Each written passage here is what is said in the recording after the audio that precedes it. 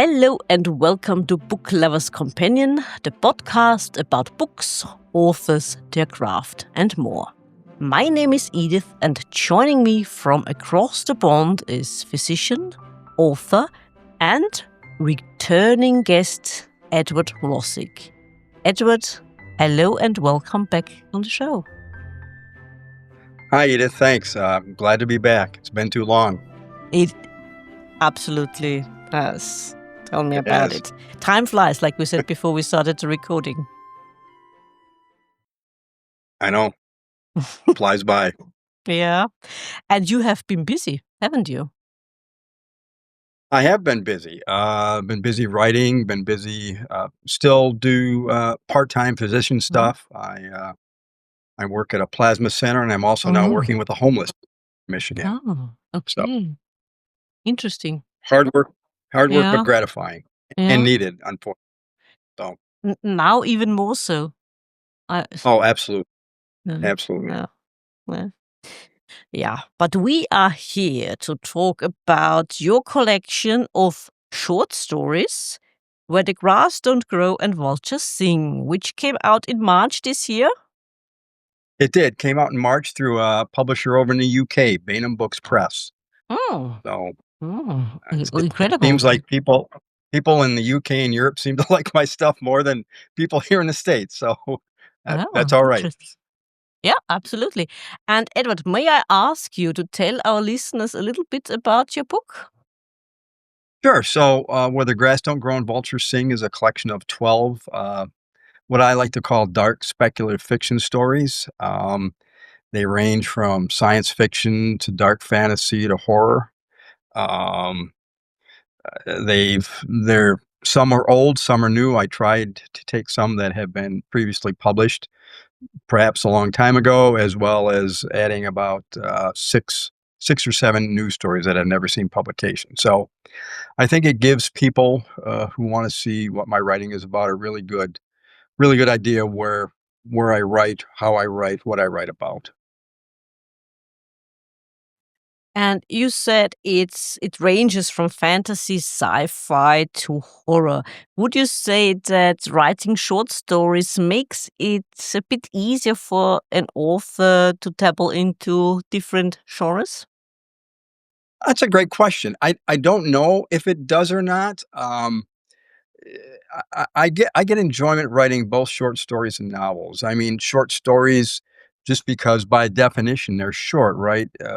I just finished one now or last week that's about 4,000 words. I might add a few hundred, so it probably will be below 5,000. But you can write something like that generally within, for me anyway, a month. I know there's other writers that could probably do that in a couple days, but I'm pretty slow.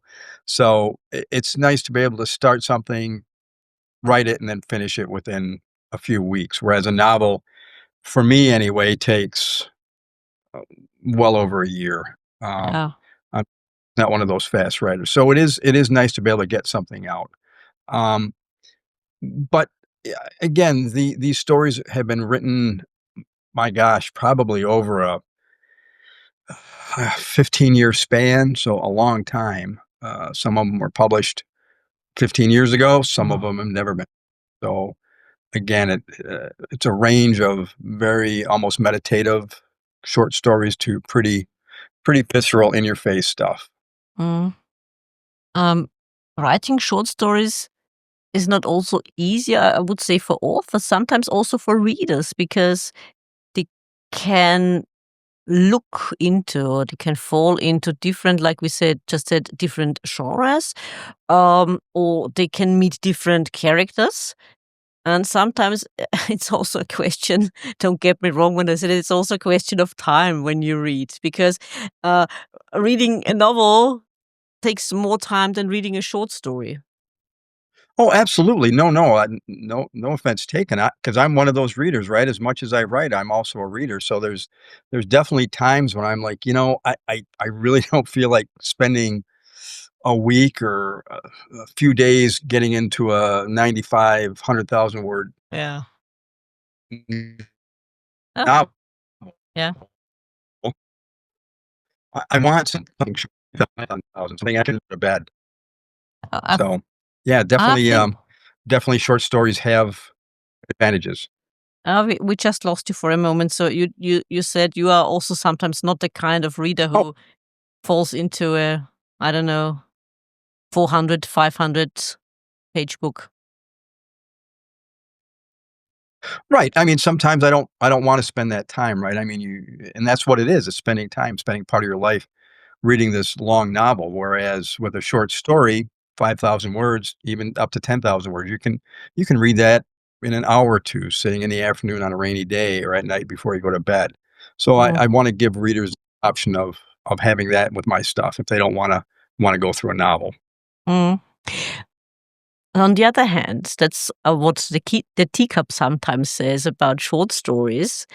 Um, some readers might find it unsatisfying reading just a short story because sometimes you feel as if it's not enough what you've learned about your characters, about the story. Leaves them maybe unsatisfied? What would you say to them? I agree with that too, and that's what makes, for me anyway, writing a short story hard. Because for me as a writer, I don't want the reader to feel that. I want the reader to feel that they've read an entire event, whether it's 3,000 words or 5,000 words or 10, that they've gotten to know the characters, that they've gotten interested in the characters, that they care about the characters. And so that's, as a writer, to me, makes it much harder to write a short story because you don't have 100,000 words to do that. You have a very short amount of time. So, all the stories in the book, where the grass don't grow and vultures sing, I think do that. At least I hope they do. That whatever, whether it's a meditative fantasy or a very dark horror story, people are invested in the characters and Mhm, read it and say, "Yeah, this we got what we wanted out of this." mhm. That's good to hear, especially for an author. That's what you want to hear as an author, I Hmm. suppose, and I agree with that. Um, Yeah. what is in this collection of short stories? What would you say is your favorite one, and can you elaborate a little bit on that? That's a tough question, right? Because as writers, all of our stories are like our kids, or they're like our pets. We all we all love them dearly. There's probably a couple. I maybe see. I'm not answering your question.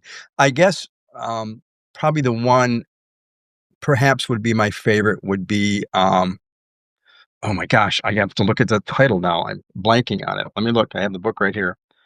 Um, Alone in the Woods in the Deep Dark Night. And the reason I say that is because that story, it's one of the longer short stories. It's probably around 8, 9,000 words, but that story took me a good 10 years to write. You might say, 10 years to write a 9,000 word story?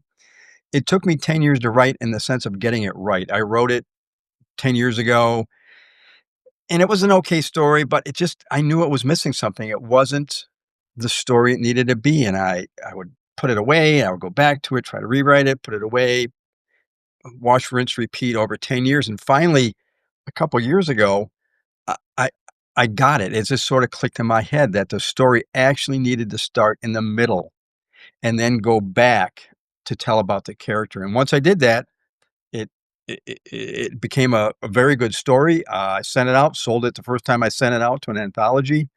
The editors really loved it, and so, yeah, I mean, that was cool to be able to finally figure out, crack the nut, if you will, what the story needed, because some stories need things that others don't, and I'm a generally a linear writer, right? I start at point A, go to point B, go to point C. So for me to start at point B and then go to point A and then go to point C was it was a challenge, but it really was gratifying. So probably if I would have to, if you're making me choose one, Edith, I would have to say that's the one. Um, I like Leashy because that's the last story I wrote. That's the most current story, and I think it's my strongest voice. I like to think that I become a better writer as the years went by. Not that I don't like all the stories, but I just think that one is a very it's only about 3,500 words, but it's a very strong 3,500 word story, even though there's a lot of characters in it, probably 8 characters. but it came together well. I like the story a lot. So that's my favorite, but the one I'm most proud of, I guess, would be the other one, just because it took me 10 years to figure out. I do understand that. I absolutely understand it when you are not satisfied where it's going, how it sounds, or how it sounds in your head, or when you read it out aloud, something is not clicking. Correct, and it wasn't, and I knew that after I finished, and I thought, "What the heck am I missing here? What's?" Because I like the story, I like the character. It's very, it's a dark story, but it wasn't working for me, and so I just kind of Mm, put it away and put it away, and mm. then when I figured, "Oh my gosh, it needs to start in the middle," and once I did that, it just fell into place. And not letting it go for such a long time does mean you were, like you said, you liked the character and you didn't want to let it go. Because sometimes people say, I start something and then I feel, that's not it. And I just put it away forever. But you didn't. I didn't, not with this story because I liked it so much. I liked the character. It's really a one-person story, actually, and I liked the way it went. I liked the way it ended.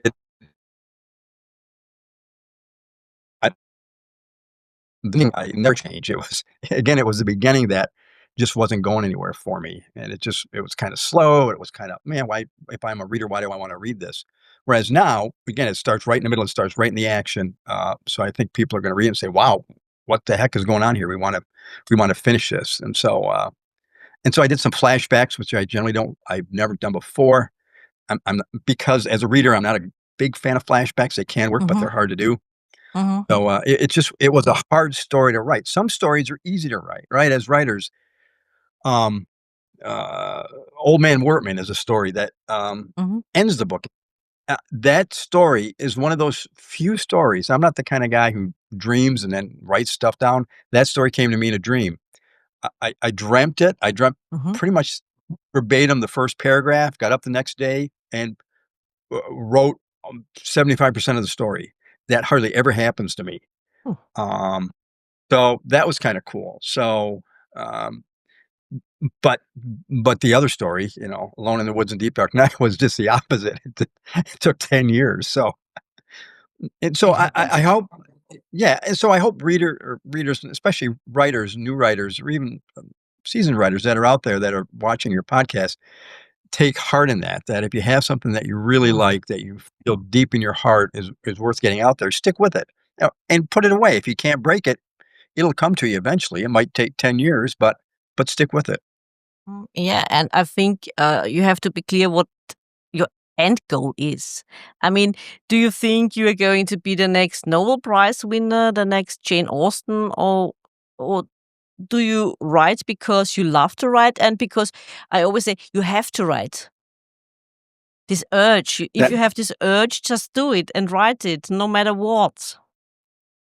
I tell that to everybody, and I tell that to myself too. I mean, that's how I am. I have to write. If I don't write, I get ornery. I get I get grumpy. I have stories to tell, and so, you know, probably 30 years ago when I started on this journey, of course, I wanted to be the next Clive Barker or the next Stephen King.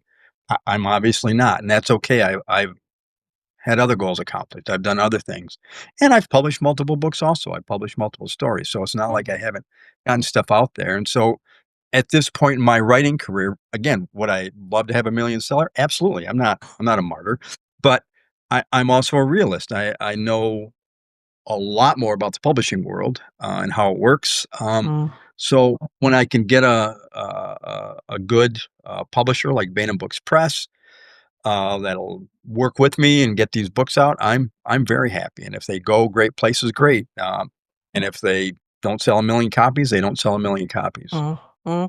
You said at the beginning that a UK publisher took up your book, Yeah. and it's more popular, your books are more popular in Europe than in the United States. Do you have any idea why that might be? Because we can only speculate why that is. Yeah, So, I don't know. America's a funny place, as we all know, and my stuff is, my writing is very visceral. It's very, urban. It's very gritty.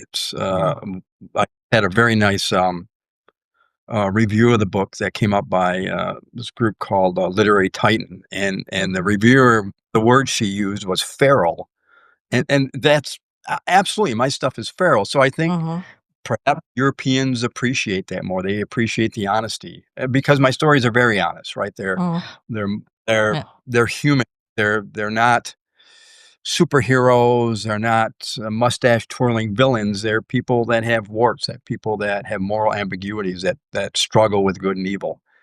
They Uh, have flaws. they have flaws, and so maybe this country doesn't. The readers in this country don't like that as much. I don't know, but I mean, the people Europeans, UK seem to gravitate more toward my stuff, which is Mm, great. I mean, I'll take, readers wherever I can get them. yeah, good for you. Congratulations on that, and that you found your publisher. That it has to work for you. Absolutely, yeah, and another thing I'll tell new writers, when they're trying to go out and get their stuff published. I mean, you have to find a publisher that is on your wavelength, Yeah. that understands your writing, that understands you, that's willing to work with you, Mm, and that's so important. mm, If you're going to go that route, right? If you're going to go the traditional publishing route, one can always go self-publishing route or vanity publishing route, and I'm fine with any of those. I mean, but I do better right now in my where I'm at in my writing career is still getting a traditional publisher, mm, whether it's a small press or a large press. I think the large presses now have cannibalized each other, much like everything else in the world. So there's very few of them. So to get in with one of those, you really need to have an agent. I don't have an agent. mm. Again, um, so I just directly submit to publishers and see what happens. Yeah, it's a strange world. I would say, or maybe you agree that the publishing world has changed quite a bit. On the one hand, like you said, the big houses have changed in a not so positive way, maybe. And judging from what I've heard from Europe, there are quite a few smaller presses, independent publishers that publish interesting books or for a market that hasn't maybe heard from authors. Let's say I can think of one crime fiction publisher who publishes books from Eastern Europe, Iceland, and Mm, I had a lot of their authors on the show, and I find it interesting because Eastern Europe, we don't get a lot of their stuff in German, or they are not so popular, right, more niche than others. correct. Yeah, no, I agree. I mean, again, I started out in this journey. Well, I mean, I've been writing all my life, literally since I was 5 years old. But Mm, really, I started in the '90s, early '90s, so 30 years. And it's incredibly changed over those 30 years. Self-publishing wasn't. I mean, there was self-publishing 30 years ago, but it was very, very small. It's blown up now. Like you say, the big publishers have cannibalized each other so that there's very few left. So you have um, writers writing for what they think the market is, right? Romantasy is now the big thing. Apparently, I don't know. I don't write romantasy. But so they're all the agents. If you go on like MS wish list, manuscript wish list, they're all looking. Not all of them, but a significant portion of the agents are looking for romantasy writers. Well, that's nice, and I hope they find them. But in that vacuum, if you will, there's, as you say, sprung up a whole bunch of small presses, which is great. It's great for us writers. So mm, the challenge is to find a small press that's legitimate in the sense that's going to be around more than a year or two, because that's very, very hard. Um, and that are willing to take you on and work with you and help you grow as an author. So I think I never wanna discourage writers, especially new writers, but it's different than it was 30 years ago, and it's gonna be different 5 years from now. Yeah, yeah. It probably very Yeah. much likely will. I Mer mean, given what's going on, also with social media and, all the AI stuff and so on. So, we'll have Right, to wait right, and and that's see. yeah, right, and you've hit on that with AI, right? Everybody, "Oh, AI this, AI that." Whereas the reality is, again, I'm not discounting AI. AI is a misnomer. It is not intelligent. It is a large language model. It is very good at looking at probability. It is very good at looking at data crunching. Mm, It is not an intelligent entity. It is not a creative entity. Can it can it write, meaning putting words together in coherent sentences? Sometimes, but it can't even write a good short story. They just can't. So I I would am I worried about AI taking over writing? No, I'm not. I'm not. they might be able to copy something in It small copies it very well. portions. Absolutely. It's a mimic, it's a parrot. Yeah, It's a digitized parrot. yeah, LLMs, large language models, or AI, if you will, are very good at or incredible at working with digitized content. They're not worth anything working with the real world. yeah, Uh, yeah, yeah. Not yet. Thank goodness for that. Not yet, exactly. Who knows? Maybe we'll both be proven wrong tomorrow. I don't know. Who knows? Who But knows? Edward, may I ask, since you've also written a novel, also horror genre, and now this collection of short stories, where are the different challenges for a writer? I mean, you said also it's also a question of time because when you write a novel, it takes more time than when you write a short story. Although, if you can't let go of a character of a story, you are with this short story for 10 years, maybe longer, which is quite understandable. But writing a whole novel compared to writing short stories, what are the different challenges? Or what were the different challenges for you? I, I the challenge of writing a novel is, for me anyway, keeping myself interested and keeping readers interested over 100,000 words. So we'll use that number. Um, I always liken writing to painting, and I don't paint. I can't paint. I can draw stick figures, and that's it. My daughter is the one that's very good with painting and drawing. In fact, she did the cover of both my novel and the best film for saying so. Um, but I it's like painting a 3 by 5 postcard versus a Sistine Chapel, right? I mean, it's doing a novel, you have so many different parts, so many different people that you have to everything in order to be good, it has to fit. Whereas with a short story, like, Alone in the Woods in the Deep Dark Night, it's one person. I don't have to really fit a lot of other people in there because there really wasn't. There was a couple other characters, but mainly it was a single person play, if you will. So it's for a novel, it's keeping all the characters in line, keeping all the characters honest, uh, and spacing, and yet each chapter make it interesting enough that the reader, wants to read the next chapter. So that is a challenge to me in writing a novel. I think it's significantly harder in that way.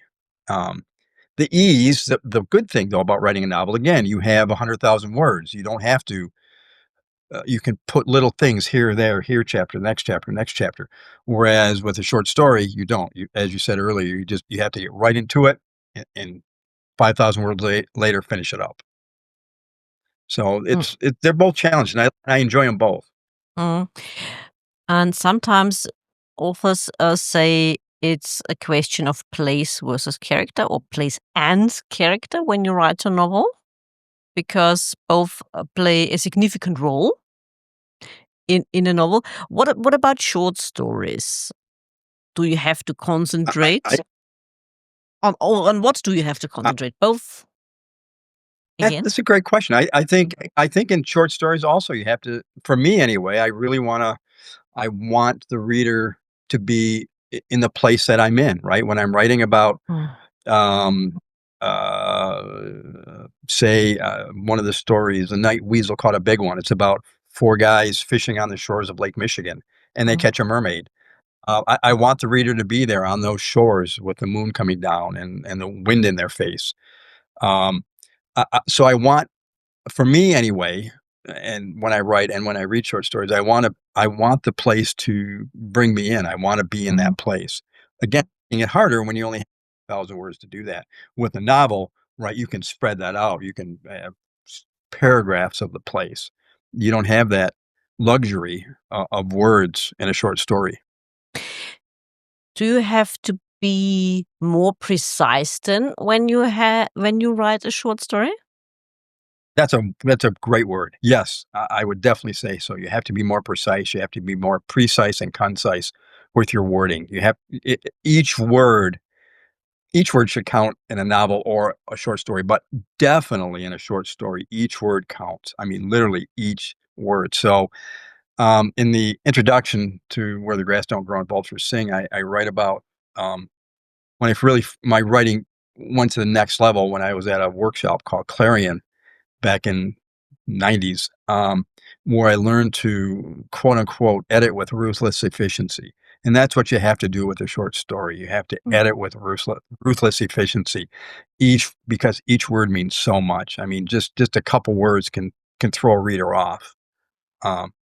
And I always use myself as example of a reader. I mean, I become as I've gotten older and as I've written more, I've become a very critical reader. I mean, I can start reading a novel and read the first page and say, "You know what? This isn't for me." Now, maybe mm, that's not right, but that's where I'm at. I mean, I need words. I need everything to mean something. mm, So as a writer, I take that into my writing too. mhm. You just said when you read into the first few chapters or first few pages, you realize it's not for you. Do you ever come back then to a book? Because sometimes we are not in the right set of mind. The mood is not right, That and we start a book and then we put it away. And do you ever come back then to this book?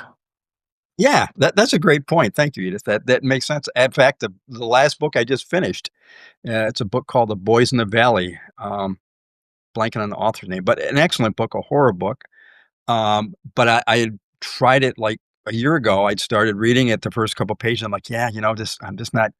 I'm not feeling this. And then I put it down, and last week I thought, I'm going to try this again. And I'm just in a different space, and I started reading it. And granted, I still think the first few chapters are a little bit slow, but boy, I tell you what, after that, it just flew. I finished the book, I think, in 3 or 4 nights. So, yeah, I think I do come back to stuff. Um, Mm, but there are some books where I'll just read and say, nah, this, mm, mm. I'm not coming back. I just don't go there. Would you compare this kind of um, coming back to a book or a story to working on short stories? Because you said this one that the one that took you so long because you felt there was something not right with it. And would you also say that sometimes your mood is not right when you start writing a short story and then you put it away and come back to it later? Oh, absolutely. And again, depends what the short story is about, right? Yeah. If it's a very dark short story and I'm going Mm, through some things, they don't want to go further dark into the story. I'm just, nah, I'm not going to write that. Whereas other times, if things are going well, I say, okay, I can go into that world for a few hours mm, and delve into the dark, see what's there. So absolutely. I mean, there's, mm, I mean, I would probably say like most writers I have, I 50, 60, 100 stories that I've started that are sitting on my computer desktop, half done, quarter done, paragraph done, that for one reason or another, I've gotten into it and thought, I'm not gonna I'm not gonna go there. I'm not gonna write this right now. mm, So maybe I'll go back to them, maybe I won't. mm.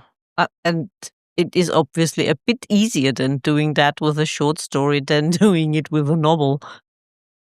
It is. I think once you start with a novel, and I'm working on one right now, Mm, I think really for me anyway, once you get going in it, you owe it to yourself to finish it because there's too many characters, there's too much going on. You need to be in that place definitely be in that place where you're in that novel to make it real, to make it come alive for yourself and the reader. Mm. So Mm. I'm working on that. Hopefully, I'll have it done by the end of the summer. Yeah. And may I ask, I'm sure I asked you that the last time, but here you said you have a fantasy, sci-fi, horror. Where did you find your stories, or where did they find you? Yeah, that's a great question, and I get that fairly regularly. It's just I've always loved science fiction and horror, fantasy to a degree. Um, it's something that's always fascinated me. I mean, I grew up reading Eerie and other magazines like that. I grew up watching Hammer horror films from the '70s. In fact, I've gone back to watching them because they're very, very good, actually. Um, so that's always sort of been my genre. Although I read everything. Really, the only thing I don't read is romantasy. I mean, I read fantasy, I read westerns, I read a lot of just literary drama. I'm a voracious reader, so I read a lot of things. But in terms of my writing, and where it comes from, it comes from stuff I enjoy, and it comes from place. More and more of my stories that I'm writing are taking place in the Midwest of the US or in Michigan, just because I know that area so well. I mean, and so I hope, at least that and that one reviewer sort of said that I can bring that out. I can bring out Detroit. I can bring out the shores of Lake Michigan. I can bring out places that I've lived in forever for my entire life, more or less, and then can bring that to the reader. So I think readers appreciate that. I know I always do when I read stuff. One of my favorite writers is Joe Lansdale. He's from East Texas, and so a lot of his stories take place in Texas or East Texas. And you're right there, right? You're right in East Texas when you're reading a Lansdale story because he's lived it, and he's such a good writer. He can bring that out. So hopefully, people are getting that from my books, from the Midwest, and Michigan, rural Michigan, as well as urban areas like Detroit. Mm. There we are back with place. Place is important in a novel as Y well as in a short story. But since you Absolutely. mentioned, yeah, but since you mentioned the fantasy parts, because fantasy authors are always interested, or most of the time are interested in world building. Is that also something you would agree with? That world building is something that interests you or fascinates you? Or is it something you say, I keep it more in the real world and make it fantasy, work with the place I know and make it fantasy? I'm probably of that. I'm of the latter because maybe I'm just not a good enough writer to make make these huge fantasy worlds. I like I like taking the real world and then Mhm, shifting it, mhm, right? So we're here, but we're not here. We're That's where the title comes from, where the grass don't mhm, grow on vultures think. We're in our world, but not our world. mm, We're we're in a place that you recognize, but just it's off kilter. mhm, Uh, that's what I like doing. I like taking what we know and then skewing it, uh, changing mm, it to something different, somewhat recognizable, but different. shift it a little bit around, so to speak. Yeah, Shift the world exactly. Shift it around around. or move it to the Yeah, side a little bit. right. Yeah. So, and I think, and that's where, in most of these, hopefully, all the stories in this collection do that. Whether it's uh, in the Upper Peninsula of Michigan, whether it's in the streets of Detroit, wherever it is. I think I think most, again, hopefully, all of them do that. I'm sure they do, and I think it interesting that the description was also about your stories, tales of the macabre and bizarre. I mean, we do macabre here in Austria, especially here in Vienna. Right. Maybe that's also a reason why your books are so popular, or more popular in Europe than they are in the United States. Maybe. Again, I don't know. It's just yeah, maybe it is. I don't know. I mean, I'm second generation from, European, so, so, I mean, maybe that old country is still coming out, I don't know. Could be. I mean, doesn't Stephen King set his books in places like Maine, Yep, where we right. where we could say maybe they are closer to the old world than the rest of your country? No, that's a good point, absolutely. Yeah, geographically and maybe culturally too, Yeah, right? yeah. Yeah, I mean, that's a good Maine, point. New England. Right, oh, absolutely. Very, very old world in many ways still. Also close to Canada. Maybe they're also the closest you get to Europe without being in Europe. Being in Europe, exactly. Yeah, who knows? I don't know. I mean, and uh, especially where culture is concerned, Oh, and absolutely. maybe that's why there is this success. So we like it a little bit on the strange side, maybe. Yeah, maybe good, I hope so. I hope a lot of people in Europe over there like it on the strange side and buy the book, so I would say so.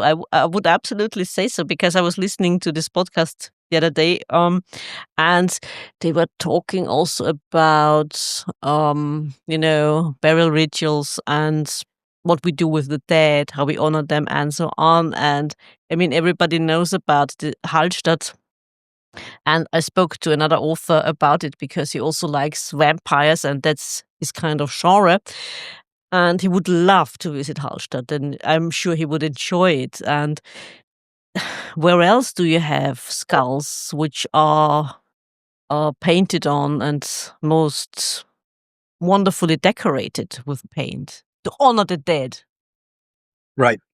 Yeah, you don't have that over here, right? I mean, everything is something in the States that's 200 years old is considered ancient, Yeah, no, whereas whereas for we you would. all, it's yesterday.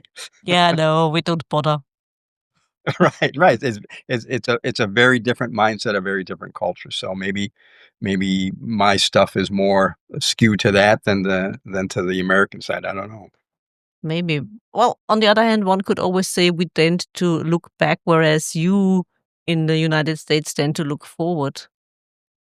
But True, is that true. And yeah, but is that really true? Do ah, you yeah, really? I don't. Because this fascination you have with Europe and your European ancestors. Looking back, that's absolutely correct. That's absolutely correct. It is a strange dichotomy in many ways, isn't Yeah. it? Yeah. It really is. Well, So yeah. And may I ask you, for those who haven't come across this term, you mentioned it when you spoke about your stories. Speculative fiction. How would you define or describe speculative fiction?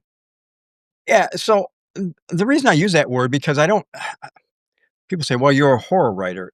I do write horror fiction, but I, it's not. I think a lot of times when people say think of horror, they think of Freddy or Jason or the Hollywood horror tropes that are out there. And I don't really write like that. I write dark stories. Could they can be considered horror? Sure. Um, Death comes to Mr. Smith. Mr. Smith or Mr. Jones? Let me see here. Um, Death calls on Mr. Smith. Um, is kind of a uh, fantasy, really. But because it has specters and ghosts and stuff, but it's is it a fantasy? I don't know. It's a dark speculative fiction. It's fiction that's again skewed, that's off kilter. So I kind of like that term just because maybe I shouldn't use it. Maybe it's a disadvantage to me. Maybe I should say, yeah, I'm a horror writer. Then people would gravitate more toward it. I don't know, but I tend to like to not just put myself into one specific category because that's just not what I write. I mean, I write different things. I write what one person might consider horror, that another person might consider science fiction or fantasy. So I think dark speculative fiction sort of is a wider definition that So, encompasses all three. yeah, so one might say it defies definition. It puts a label on something without putting a label on it. That's a that's a great way to put it. Absolutely. That's exactly right. It's a very broad tent, so to speak. It covers it covers a lot of things. Again, going back to one of my Joel Lansdale, one of my favorite authors, he writes a lot of stuff like that. He writes dark speculative fiction. Mm, It's not necessarily just horror. It's other things. And so that's really where I'm at now in my career and probably will be for the rest of my life. mm. It makes you more open, or it opens you more possibilities when you say speculative fiction. You have a label without a label, like I just said. You are freer what you do with your stories, but like I've said before with other authors, I mean, publishers and booksellers want to put you on the shelf, and they would like to know where to put you on the shelf. Therefore, labels. Ab Absolutely, that's exactly right. They want labels. Agents want labels. Agents don't wanna hear, "I write dark speculative fiction." They wanna hear, "Do you write fantasy? Do you write romantasy? Do you write horror?" I just got my book placed at one of our local bookstores, and I talked to the, manager. He says, "Well, where should we" we were talking about where my book should go, and I said, "Well, maybe it should go in, Michigan author section." He says, "Nah, I think it should go in the horror section." Okay, I mean, if hey, as long as you're having my book, you can put it wherever Yeah. you want, is my attitude, but you're right. I mean, as writers, we need that, unfortunately, to have that label put on us. Mm. Do you think that has also become a bit more open-minded in the last few years, or not at all? Because like we said, they love to put labels on it.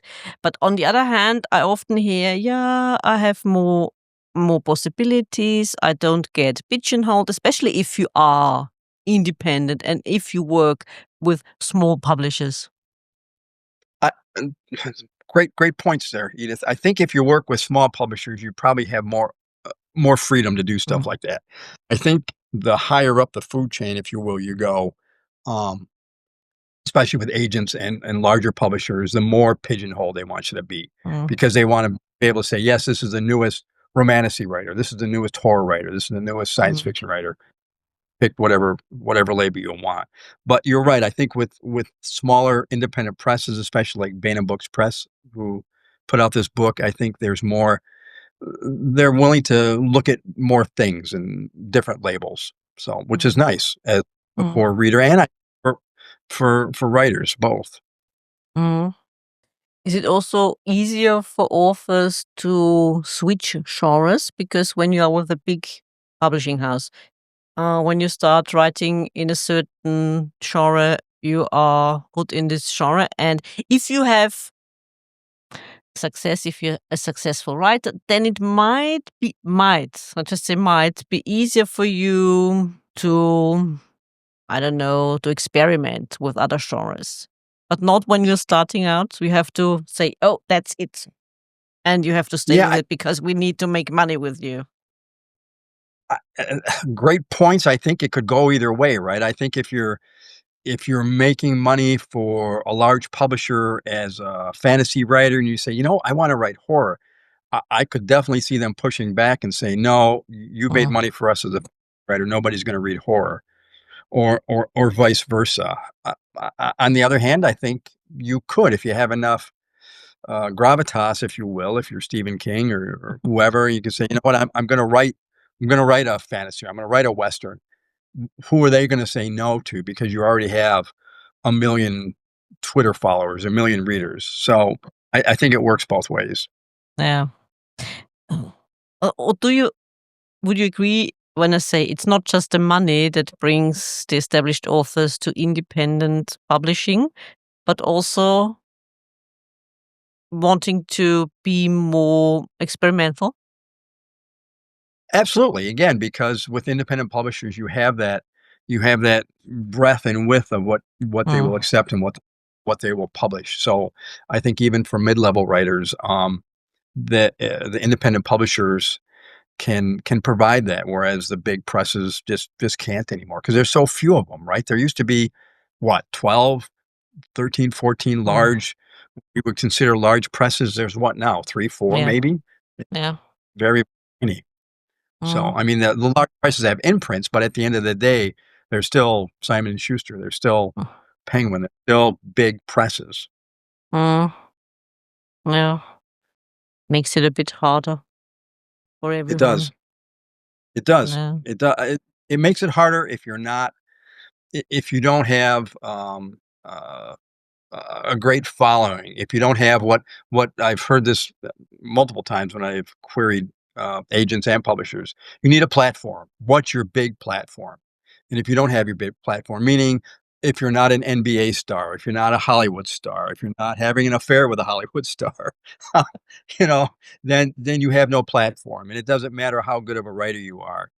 They're just not gonna take it. They're not. I mean, that's the cold hard facts. That's the reality. Yeah. Oh, well, aren't we glad there are independent publishers out there? Oh, absolutely, yeah, like I say, I don't wanna end this on a bummer. I don't want this to be a buzzkill for writers that are out there that are saying, "Oh my gosh, why should I even try?" The number one reason, and I tell this to every single writer, especially new writers, write for yourself. Don't write for anybody else. I write for me. That's who I write for. That may sound very selfish, but you gotta be selfish. It's a very selfish, lonely endeavor writing. It's just me. Mm. It's just the writer. So write for yourself. If what you wanna write is, I I don't know, you know, mermaid westerns, write mermaid westerns. And I'm serious about that. Write what you wanna write. Write how many words you think. I was talking to a new writer the other day, and she Mhm. was having issues. "Well, my novel's too long. It's 120,000 words. It needs to be 100,000." I told her, "Write what you wanna write. Write up to 120, write 220. Yes. It's Yes. your novel." And especially the first draft, write how many words you need. You need to edit it by 50,000 words, and edit it, but get your story out. Whatever it is, write for you.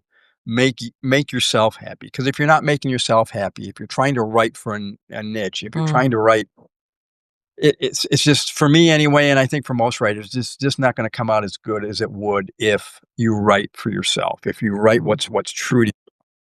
So, Yeah, I think we are back with what's your end goal, aren't we? absolutely, what's your end goal? My end goal is to write what I want because why do I write? Because I need to write. M uh, do I wanna be successful monetarily? Do I want people to read my stuff? Absolutely. I'm not a martyr, but if they don't, they Mm. don't at the end of the day. But I've done, with this book and hopefully future books, I've done the best I can do and see what comes. Mm. Yeah, it's a great attitude. And like we said before, I mean, is your goal to become the next Nobel Prize winner? Uh, well, maybe not. But like you said, right? For yourself, write what you would like to read, like, Absolutely. Right. and Yeah. make yourself happy. I mean, if you are not happy with what's on the pages, how, why do you think your readers would be happy? Absolutely. I couldn't put it any better either. That's exactly correct. That's exactly correct. I mean, if I don't like what I write, why, who am I to suppose that my readers would like that? I mean, if I don't like it, why would they? Right, exactly. So write what you like, write what you wanna write, and the readers will come. Or they won't, but that's okay. Yeah. Either way, you've written what you wanted to write. Mm. So, What would you say is for you? I mean, it's a tricky one. The perfect speculative fiction story. What what has to be in it for it to be the perfect story that where you say that it has everything. as a reader, as a writer, or both? Both. Um, I probably would go back to one of my favorite books of all time by Dan Simmons. It's called The Terror. It was about a shipwreck, and actually, I think it was a Netflix or a FX series. I never watch a series because I really don't like reading the book and then watching the series because 99.9% of the time I'm disappointed. The Terror was, pretty much a perfect book. I mean, it was, oh my gosh, 1,000 words. It was this huge tome, and it was just a book you started and you just didn't wanna stop till you finished reading 1,000 pages. So to me, that was incredible that he could maintain the tension, maintain the interest over all those words, and it was dark speculative fiction, there was horror in it, fantasy, specters, ghosts. I mean, it was and characters you cared about that were very morally flawed and yet still rootable. You wanted them to succeed and live. So, probably The Terror would have to be right up there. I mean, that was I could never write a book like that because I probably could never write 1,000 pages. But I mean, it just to carry that book like that, that was probably something like that. So, but that's as a writer, you got to aspire to stuff like that. I want to be able to write stories like that that people want to read, that people will stay with after 200 pages or 300 pages or even 1,000 pages. That to me is the perfect novel, not just a speculative fiction. It just was the perfect novel. It's like To Kill a Mockingbird, right? One could argue that's a horror story because there's horrific stuff that happens in that book, but that's a perfect novel. I mean, how could you write a better novel than that? I don't know. I don't think you can. So Yeah, To Kill a Mockingbird yeah. is one hell of a book. Oh, it's again, I was in awe. I read that, I Yeah, thought, well, I'll never write a book like this 'cause I'm not that good because it was just perfect from first page to last page. yeah, She nailed it. And yeah. again, what genre will you put that in? Some people put that in literary fiction. I would Mm, argue you could put that in crime fiction, you could put that in mystery, you could put that in horror. eh, It had all those speculative points yeah. that go off the list. So, Mm. yeah, I would definitely put that one there too. Mhm. Good point. No, I agree. There's a lot in it. Yeah, there's a A lot. lot of labels in it. A lot of labels, exactly. So, again, I'm sure the publisher wanted her to put a label on it, and they did, but if you really get into it, you could have many labels for it. Yeah, absolutely. Yeah. And Edward, may I ask, you've touched a little bit upon it, but what are the plans for the future? What's coming next? What can we expect from you? Yeah, great. No, great question. So I keep writing short stories. I mean, people go onto my website, www.edrosick.net. You can see where my short stories are. I had one published a couple months ago. So again, I enjoy writing short stories because write them, get them out, uh, get people to read them. My next novel is a novel about internship training, medical internship training, set during the first 6 months of the COVID pandemic.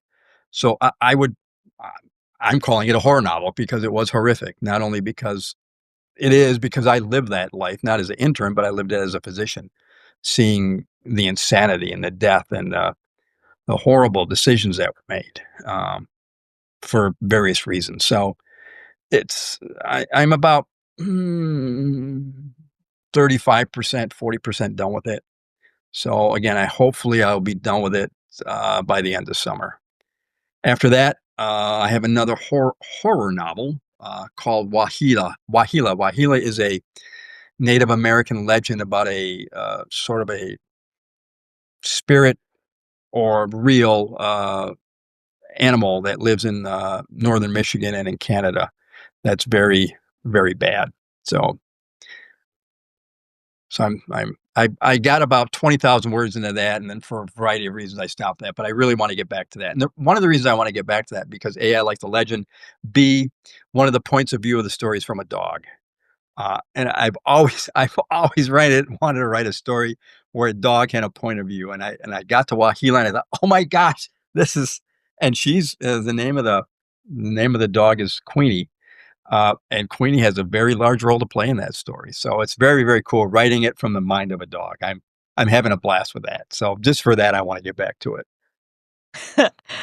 Sounds interesting. It's always fascinating to read a story from an animal's point of view. Yeah, you don't get that a lot. At least I don't see that a lot. That's done well. So, um, uh, yeah, this hopefully it'll be done well. I think it is so far. So we'll see how it comes out. So Sounds those are the interesting. thank you. I suppose dogs are a little bit underappreciated, having books written from their point of view because cats are more feature more in books, and their point of view feature more in books. Say that again. I lost you. Cats cats are usually Oh, more cats. Yeah, often cats. used and their point of view, because, cats have an opinion on everything. They do. There's a book out now. I might be butchering the title. It came out, I think, last year. It's written by a veterinarian. I think it's called The Second Smartest Dog in the World, or something like that. And one of the main characters, and it's written from a dog's point of view. So it's a dog, first person or first animal point of view from this dog. But one of the main characters is a cat. And the vet, and I've read the first few chapters. My daughter's reading the book right now, and hopefully she'll lend it to me when she's done. But the cat was just spot on. It was like, that would be a cat. That's how a cat would talk and think. It was incredible. So I'm very much looking forward to reading that book. Sounds really good. And if it's spot on, yes. But I also have cats. Yes. Yeah, They no, might. I love cats too. I'm an animal lover, so as you can probably tell. Yeah, why not? Why not? I'm looking forward to the one from the dog's point of view. Yes, I am too. I seriously, I really wanna get back to that. It's been in the back of my mind the last month or 2. It's like, "Come on, get me written, get me written." So, but I need to finish this internship now Oh, because I've been okay. working Yeah. on it since the pandemic, so that's 5 Mm, years. So I wanna get that done. yeah. Understandable. Absolutely. Yeah. Edward, is there anything else you would like our listeners to know? Not really. I just hope they enjoy the book. I hope if they wanna see, what I write, if they enjoy dark speculative fiction that's off kilter, that has very real characters, very human characters with all their warts and their flaws, pick up the book, go to Bainham Books Press, go to my website, www.edrosick.net, or go to, of course, where we all go, to Amazon, um, so Jeff Bezos can buy another city to have a party in. So, yeah. Yeah.